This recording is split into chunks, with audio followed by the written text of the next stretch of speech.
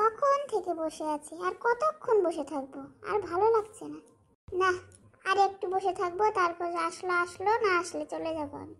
আমি একটা পাগল, পথে পথে ঘুরে খাই, মাইয়া মানুষ দেখলে পারে একটু পটাই। এই শালা, সামনেই তো একটা মাইয়া মানুষ দেখতে পাচ্ছি, খুব সুন্দরী তো দেখতে, যা এটা চান্স লাগাই। যার আসার কথা সে এখন আসলো না, আর এই দেখে একটা পাগল এসে হাজির। এই পাগল, এদিকে হাই আসবে না, ডার্লিং, যা একা একা রেখে কি যা, যা। করতেছো? হ্যাঁ, আসবো নাকি একটু কাছে?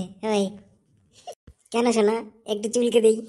আজ যাই, গিয়ে একটু চুলকে দেবো, আর কিছু করবো না। এই কাছে আসবে না কিন্তু, এবার কিন্তু আমি লোকজন ডাকবো। ও কখন আসবে কি জানি, কি জানি আবার পাগলটা কিছু না করে। এখনো তো আসছেই না, আমার খুব রাগ হয়ে যাচ্ছে এখন। ঠিক আছে তাইলে, চুলকাবো না। চুলকালে যদি রোগ জড়ো করো, তাহলে আমি একটু কাতুকুতু দেই। কি মজা কি মজা, কাতুকুতু তুমি, কাতুকুতু কাতুকুতু কাতুকুতু। দূরে যাবি না লোক দিয়ে মার খাওয়াবো? লোক ডাকলেও লোকে কিছু কবে না। হে হে হে হে, আমি তো পাগল পাগল পাগল, সব কিছু করতে পারে। এই তো আমার হিরো চলে এসছে, এবার দেখ তোকে কি করে। হে হে, আমি তো পাগল, আমাকে কেউ কিছু করতে পারবে না। হে হে হে। এতক্ষণে তোমার আসার সময় হলো? দেখো পাগলটা আমাকে সে কখন থেকে জ্বালিয়ে খাচ্ছে। এই কি রে, তুই কি করছিস রে? তুই জানিস আমি কে?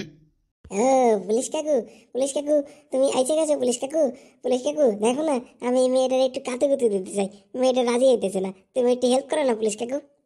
কি রে বদমাস, তুই মেয়েটাকে ডিস্টার্ব করছিস আর আমি তোকে সাহায্য করব? তোর মেয়েরে না দাঁত ভেঙে দেবো।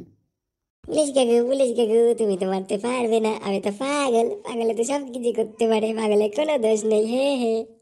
তবে রে, দাঁড়া দেখ আমি কি করতে পারি। দাও দাও, দাঁত মুখ ভেঙে দাও, সে কখন থেকে আমাকে জ্বালিয়ে খাচ্ছে। ডোন্ট ওয়ারি সোনা, দেখো আমি আর কি করি। ও, এইটা তোমার সোনা? বাবা বাবা, খুব ভালো সোনা তো।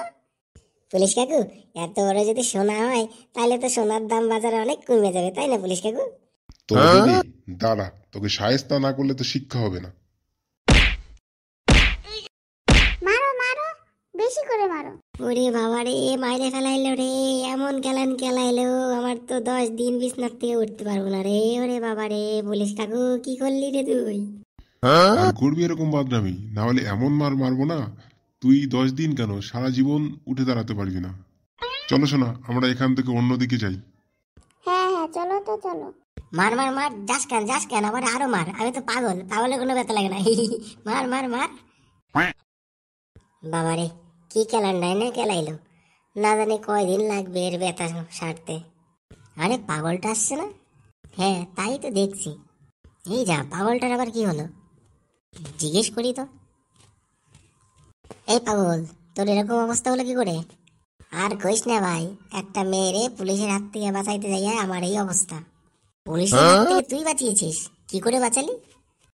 আরে হইল গিয়া, একটা মায়েরে পুলিশ জবরদস্তি করতেছিল, আমি যাইয়া পুলিশের সাথে লড়াই করলাম, পুলিশও আমার দেশে কয়েক গা, পুলিশটাও দিছি আমি ঢক মতো, তাই আর কি।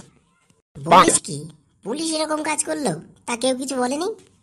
না ভাই, কেউ ছিল না, পুলিশটা আর ওই মায়েটা ছিল ফাঁকা মাঠে, আমি ওইখান দিয়ে যাইতেছিলাম, তখনই তো আমি দেখলাম।